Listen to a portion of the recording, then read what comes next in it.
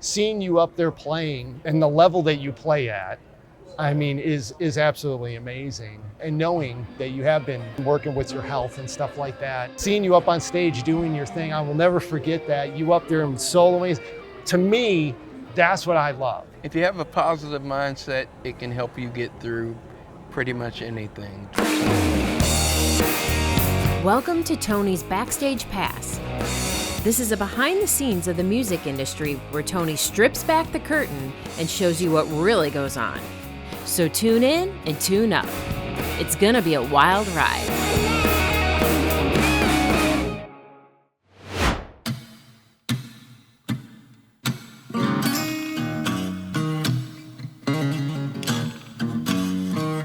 Today, I have a very good friend of mine. We're Zooming him in because we couldn't be together. One of these days, I promise you, we are gonna come out and see you. My very good friend, Duane Calkins, he's was so generous to send me this amazing guitar that I'm gonna show you today. And we're actually using this guitar for the series. Duane and I have known each other for a long time. He's just one of the sweetest people in the world. I'm gonna say it.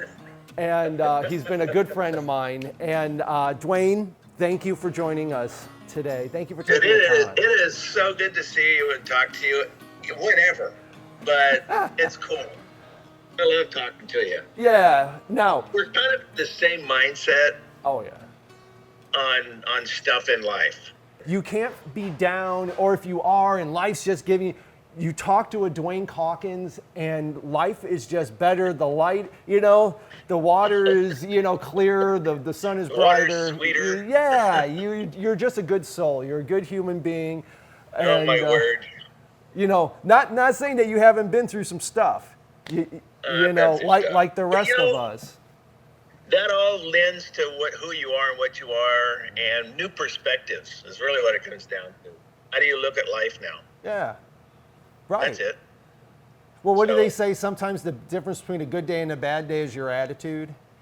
Yes. And you always have a good one. So you always have good days, I suspect. Well, it comes down to people you can connect with, and make something inside your head connect with theirs. That's what it's about. And that's what teaching was all about, too. It's how do you connect with kids and get them to understand that, hey, life is more than just, taking this test, people. Well, then let's dive into that. Explain people what you do and why we're friends, and how I met you is a very interesting story because it happened in a time of my life when this whole new TV thing kind of came to me. I came from the music industry, as you know, and then all of a sudden I found myself on this hit TV show called Duck Dynasty. Fantastic. And then I met you because of this guitar. Talk to me a little bit how that came about. Well, I'm kind of a little, that was probably 8 or 9 years ago. That's a while ago. Here, I'll refresh your memory a little bit. Look what I brought today. Oh man, that thing is, Look. Wow, that has a P90. Oh, you have no idea how good that pickup is. Oh, I know. Oh, are you kidding me? Dude. This has been on. Both of those. Oh, the guy that wound those pickups, Randy Walker. Hey, yeah. Remember? Randy Walker wound those things right here in Roseville. The humbucker that's in the bridge is an El Presidente. Oh, fantastic. So good. I mean, I can get $500 a piece for those now. Are you He kidding doesn't me? make them anymore. There you go. All right. No, I've used this P90 thing. is the same thing. Yeah. This is wonderful. Oh man. You were a teacher at the time, and that's what I'm saying. This guitar was actually a project. Oh man, I've been doing guitars, teaching kids how to build guitars now for 30 years. I had to learn myself. I just got launched into it by a kid at school, Dan Bacchius, by the way. I'll mention him. He's good. He was one of those kids that you just put your heart out for, and you just go for. And he goes, "Hey, I want to build a guitar." And I says, "All right, let's just do it." I didn't know anything about it, but I finally put together the luthier to apprentice with, and I apprenticed, nights, weekends, holidays, everything for about 3.5 years. It got to the point where, I was building I had 4 classes a day. So it got to the point where the one year we did almost 450 guitars. Whoa. I think we were the largest guitar manufacturer in Northern California. I was gonna, yeah. And not too many people do more than that. How did you find out about me? Because I think, I didn't just send that guitar to you. No, you sent me a picture when you were building it, and you said, "Hey, my class, we love the show." Yeah. Okay. And that's right. how we just kind of met, and you were like, "Would you be interested in playing this thing?" And I was like, "Are you kidding me? Yeah, that's fantastic." Oh, that's awesome. Yeah. The detail of this guitar, the bullet inlays. I mean. Oh yeah. Yeah, I mean, look at it. This guitar is fantastic. I mean, it is absolutely. I've used this thing. I can't tell you. Jeez. See, there you go. Yes. You know what? I can buy a spent casings for 16 cents a piece. A pearl dot, $1.50 to $2 each. The kids seem like they really get into it. Oh my word, it's life-changing for them. And I wish I had, an hour to tell you some of the stories of what it's done for some of the kids. So, you're not just giving them a guitar and saying, "Here, play something today." You're giving them these skills of they could take into the world for the rest of their lives. 100%. I got something else to show. We're gonna go down memory lane. Oh my word, El Jefe. El Jefe, remember this? My crazy idea that you made reality. And this is another one. I play this thing, I mean, this has been on so many recordings. And I remember this stripe. I always tell people about the stripe in the neck. Yeah. And you were like, "I got this piece of wood and it would be so cool as a fretboard." Right, right. Oh yeah, that's that short scale Strat. Yeah, this Again. is a Gibson scale Strat. Yeah, it's Gibson scale, 24.625. Yeah, tremolo. Again, you have 2 pickups, dude. Those are Walker P90s. There we go. Uh-oh, I got to start guarding them. I didn't realize. You need to guard those. The reason why I wanted to get in touch with you, you've been a part of our show, not knowing you've been a part of this. Everybody who has appeared on season 1 of Tony's Backstage Pass, every guest has signed a Duane Calkins guitar. You sent me this guitar. This was a prototype of some sort, I think. It is. Okay. It's a prototype. And you got number 1. see? Oh yeah, it says you put it on there. Yeah, you have it on here. Yeah. So You got number 1. and you signed it, so your autograph is on it too already. You would have first, and then every guest, James Burton, everybody who's been on the show has signed this guitar, and this is the guitar we're going to use for season 1 as our charity. Absolutely. Well, thank you so much. Fantastic. Say hi to your wife. I will. You too. You do the Yes. same. You have a great day. Love you, buddy. Love you, man. All right, I'll see ya. All right. See ya. Bye.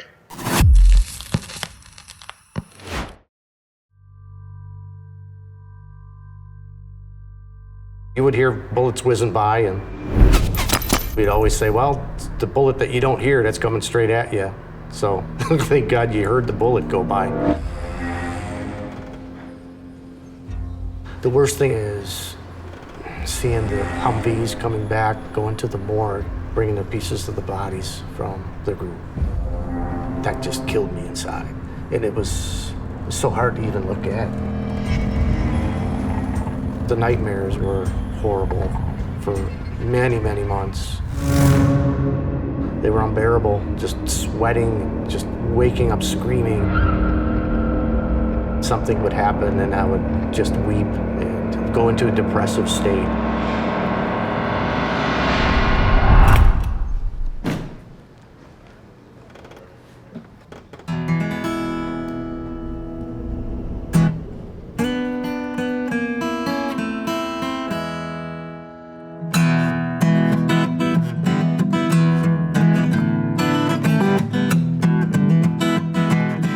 Information, please visit www.guitarsforvets.org. That's guitar with an S, the number 4, vets.org.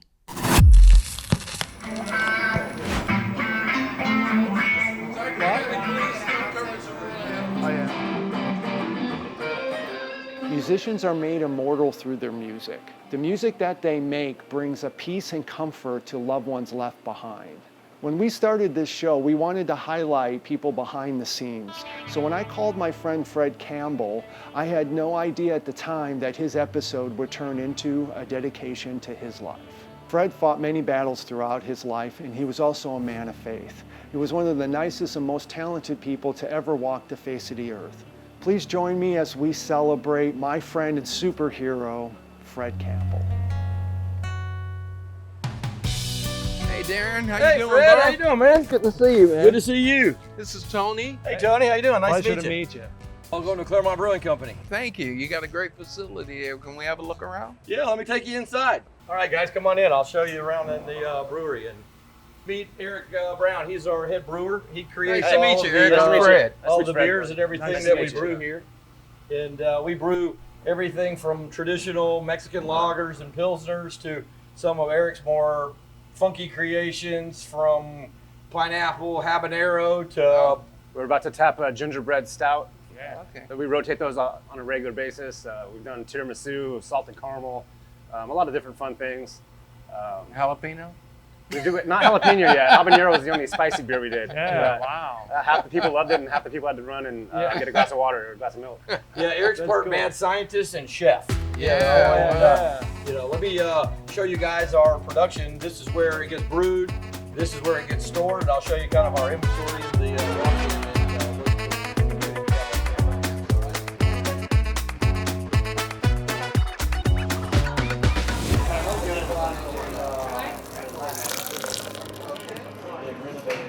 what do we got here? Well, what I've done is I've given you guys kind of like a sample of our more popular beers. They're in order from light to dark, the less bitter on the left. One of our more popular beers is the Mexican lager. I'll put that over here. We sell a lot of those. And what Even is got- this? That's a White Rooster. It's a seltzer that we make here. That one's cranberry flavored, but it rotates. So sometimes it's lemon, sometimes it's lime. Well, guys, here, let's toast to. Thank you so much, buddy. Great food, great music, Yeah. great time. Great people. Yeah, Cheers. great people. Cheers.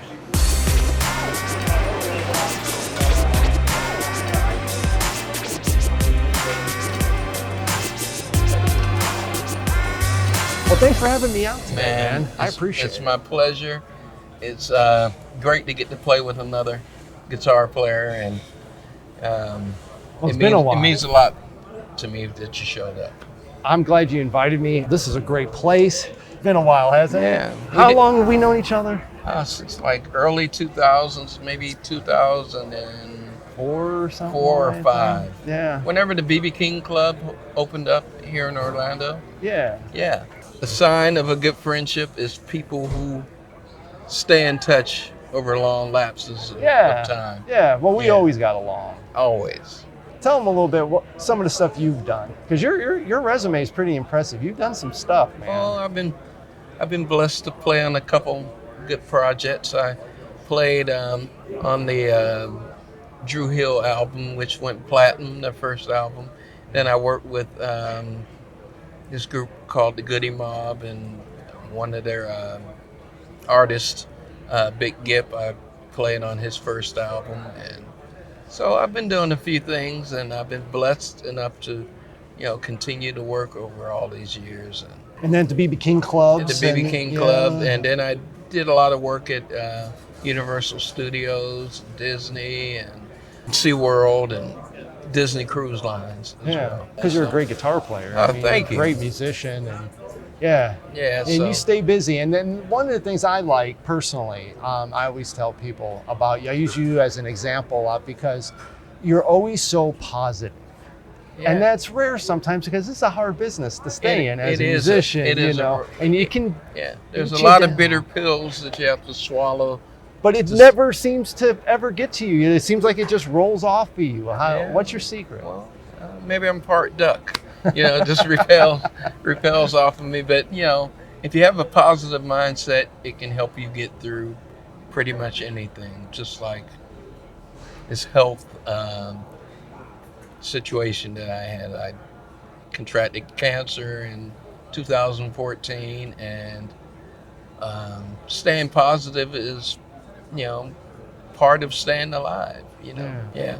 How has it been dealing with that? It's been, work, Yeah. but thankfully now I'm doing pretty well, and the last set of scans I had looked great, so I'm not letting that define, the parameters of my life. I continue to do what I've always done, which is embrace my love for music. And you look great. Thank you. I mean, Thank really, you. that's awesome. And Yeah. I really didn't know you were dealing with it for that long. Yeah, You a know, long time. so you kind of kept it to yourself. You got to tell tell us. I gotta tell my friends you gotta so they can start worrying for me. No, prayers, buddy, prayers. Prayers you are know? good. Okay. And but you're always in my prayers anyway. Like I said, you're always so So- positive and such a great person. Sometimes when I'm feeling down, you're the one I call. We've had Man. amazing conversations. Sometimes I'm like, oh, this is happening, Man, this, and you get call- so frustrated, and then you're like, Tony, just chill, man. And you. It's gonna pass. Yeah, you always know, say that. Yeah, that yeah. all- The- that and all- you always told me the sun's gonna rise tomorrow. Yeah. You can't stop it. And I was That's always, right. You can't stop it. It's gonna happen. So you might as well get with the program. And you can't look at problems as if they're going to define your life and as if they're never gonna leave. Right. So positive attitude, Tom. Well, it's hard. Sometimes it's easier said than Yeah. done, but you're living proof of it. You Yeah, are, to me. I'm glad to be a beacon of light and hope. Yeah. Well, what kind of advice would you have then? Because people do go through things and illnesses and stuff, and especially, we're musicians. Is there anything in particular that, works for you? Well, just having faith that things are going to get better, and when you have faith, it leads you in the positive direction that makes the positive changes possible. Just like you're an incredible guitar player, but you didn't get that way because you said to yourself every day, I really suck. Or you were thinking, well, I'm going to get better. Yeah. I'm going to be at the level that I want to be at someday. And that comes by faith. And then you have to, put that faith into action. I never thought of it that way because musicians, I don't see it as a job. This No. is who we are. This is what we do. You know what I mean? TV show, no TV show, no career. I'm still a musician. I'm still playing guitar. I'm still hacking it out in some club somewhere. Right. That's what we do. But maybe it's because of that, we pertain that to other things in our life. Like when you go to learn a new song or a scale, you break it up into parts. You learn the Right. chords, you learn what key it's in, you learn the scales and that kind of thing. Yeah. Maybe in life, that's a good practice.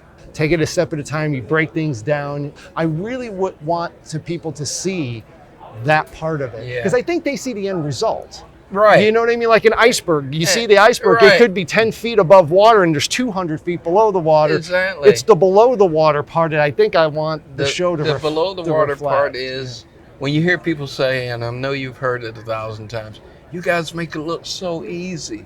Yeah. But they never see the endless amount of effort that we put in on a daily basis. We don't go, oh, it's Saturday. I don't have to practice. I don't have to rehearse. I don't have to learn anything. Right. Every day is the same day. It's like Groundhog's Day, right? So we're doing the same thing every day. So we don't get a never break, thought of it but that constant repetition helps us to grow. Want more Backstage stories? Become a member of our Patreon page. You'll get access to bonus footage, full performances, swag, and special live events where you can interact with guests. This is your Backstage Pass. I got a great assemblage of musicians here today, and you are going to love these guys. Oh, I can't. I met a couple of the guys and they just seem like pro guys. Yeah, Like they- really good. Absolutely, real 100% musicians. professional, and our drummer's done a lot of session work with some big names, and he and the bass player Brandon, we play at church together, and so we got automatic chemistry. And I used to play with Reggie, the drummer, at Universal Studios for about 10 or 15 years, so we lock and mesh like that. Oh, and he's got it too. And then, he's got that pocket. Yeah, and he's like got you that said, pop. that snap, that pop I on the love snare. that. Yeah. Yeah, and the keyboard player, Mike, he played with us at Universal for a while too. And I currently play in the band with Mike, a corporate band. So Oh, nice. all of us have, played together One way or another. at some point. And this is going to be our first time playing Yeah, together. we've actually never played together. We hung out, we've talked, but we've actually never played together. So I can't wait. And I can't wait to jam with these guys. I can't wait to steal some licks. So, hey, that's what we do. Well, everything's stolen. Everything. I'm going to steal more than you can steal from me, trust me. But, I'm a gear geek, and gear, the tools, like talking to a carpenter, well, he has certain tools. He couldn't build what he built without those tools. So for us, that's and it's probably a universal phrase among wives is, why do you need more than one guitar? Like, okay, well, why do you need more than one person? I don't know. But you among can't build guitar a house players, with just one hammer. You need a saw. They all do different things, even though to you they all might sound the same, but to us, they're nothing alike. Right. No. But we need a bunch of colors to paint, to use in our sonic palette. Yeah, and, it's like telling Michelangelo, paint the Sistine Chapel, but you can only use white and gray. You're right. Ain't gonna happen. Not gonna happen. Ain't gonna happen. He needs the colors, and that's what pedals and amps. Yeah. That's what that is. That's our colors, our paintbrush. What would you say, just in a nutshell? I just want to throw this at you real quick. Tell me about one of your favorite gigs. What's one of your favorite gigs? One of my favorite gigs. Oh, okay. The band I play with Mike, the keyboard player, we did a cruise or a set of cruises for Jaguar Land Rover. And it was amazing. They only wanted us to play for 15 minutes. And it was so beautiful. And the drummer begged him, who's the band leader, he begged them to let us play for an hour. So we played for an hour. And it was the best gig of my life. It was one of the easiest gigs of my life. And it was the absolute best paying gig I ever had. And it was a lot of fun. And we got to see a bunch of beautiful cars and go to the Caribbean a few different times, about 5 times in that is a 12 good days. So it was cool. That was awesome. the most fun gig I've had. What about you? I'd have to say, I did this gig. Me personally, anytime I can gig, I like the work part of it. I like to do shows. So they're all fun because I'm not good at anything else. But gigging as a whole is not a hassle for me. I really do enjoy that part of it, me too. But, I have had some gigs where some days you kind of pinch yourself where you're like, how did I get here? Right. How did this happen? You know what I mean? Like the day, I got to guitar tech for Slash in Las Vegas. Oh my I didn't goodness. play really, but I did because I had to warm up these bands. It was for the Rock and Roll Fantasy Camp. And his gear showed up, his Les Pauls and his Marshall show up, and they said, you got to set up Slash's guitars and his amp and get him, because when he shows up, he's just going to go in and play with the band. Well, and then when he would play 3 songs with the band, then he'd go in the other room, and then with the next band, he goes and plays with the next band because it's a rock camp, right? So I had the tech for him. I go in the room to warm them up before he would come in. I walk in, and the guy in the first band in the first room says to me, well, we're waiting for Slash. I said, I know, I'm his tech. I'm going to get him his gear set up. So when he comes in, all he do is hand him the guitar, and he just starts playing. So they started calling me Slush. Slash and Slush. So I was his warm-up guy. So they'd go into Paradise City. I did the warm-ups, and they called me Slush. So Slash would come in, and I just hand him the guitar. All the levels were right, and we'd move on. Incredible. But that was a day where I did that, and you're just kind of like, how did this happen? And I have a picture, which I could show. We'll put up on there, of me back in Slash. So you're going to get a T-shirt that says Slush. Yeah, my nickname for a while. So, but it's like stuff like that.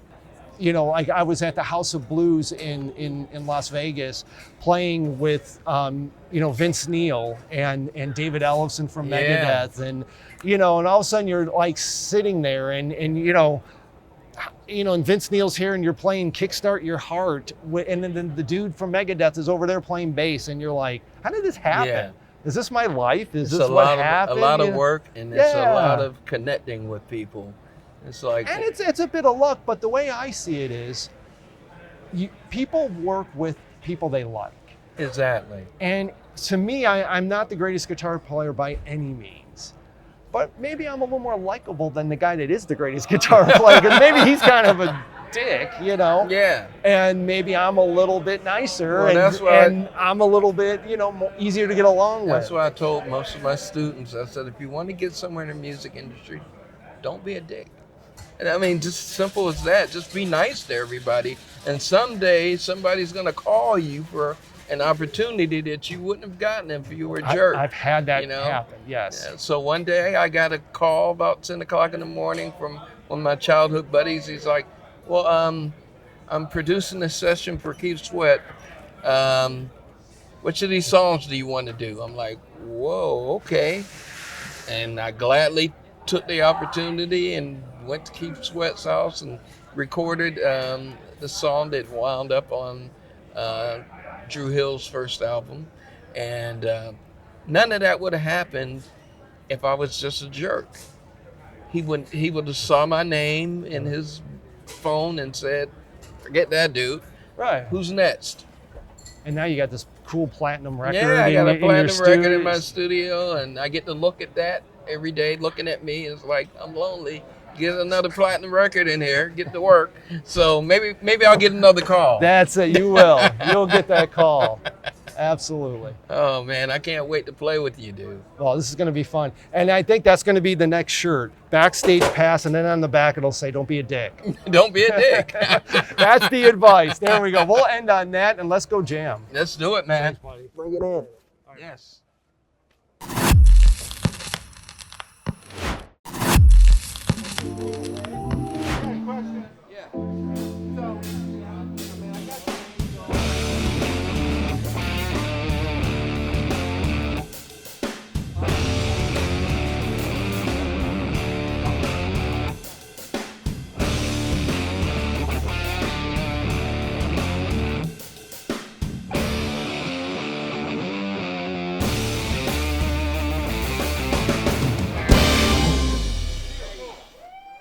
I had so much fun with these incredible players, guys I've known for 15, 20 years, and it's a pleasure playing with you guys.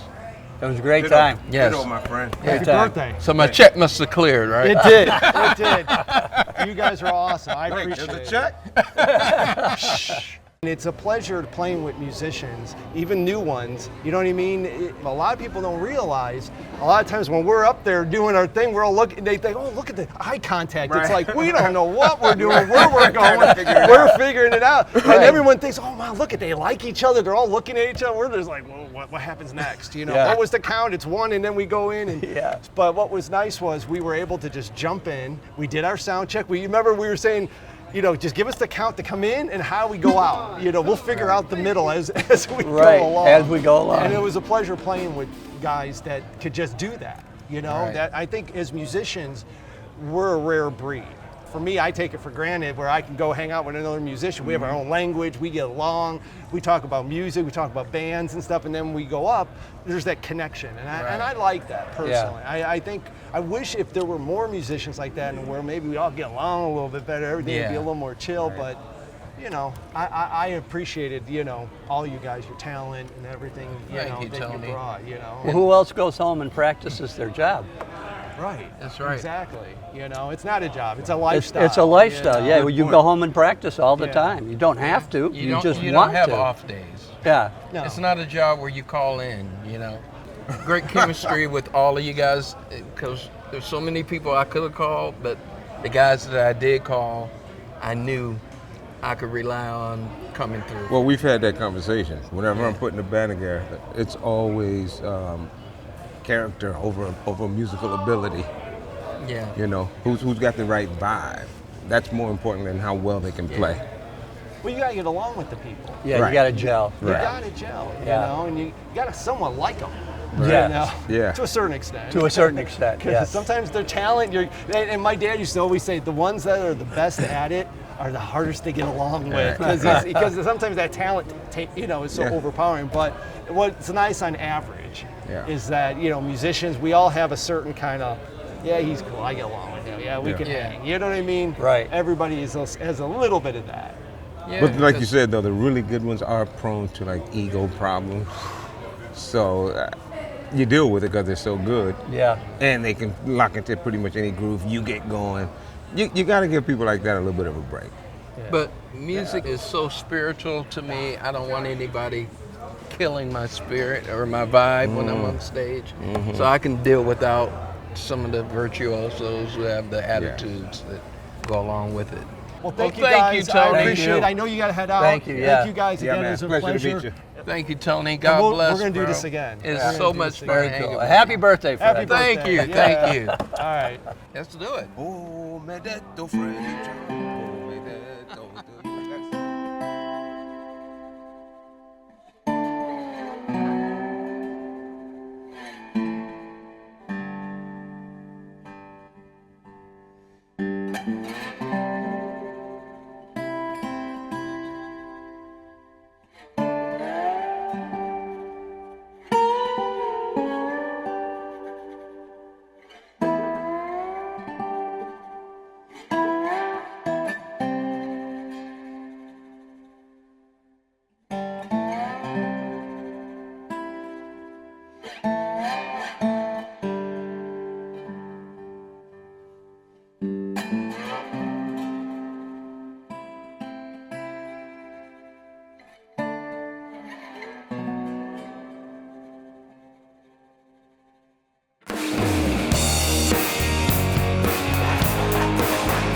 Want more Backstage stories? Become a member of our Patreon page. You'll get access to bonus footage, full performances, swag, and special live events where you can interact with guests.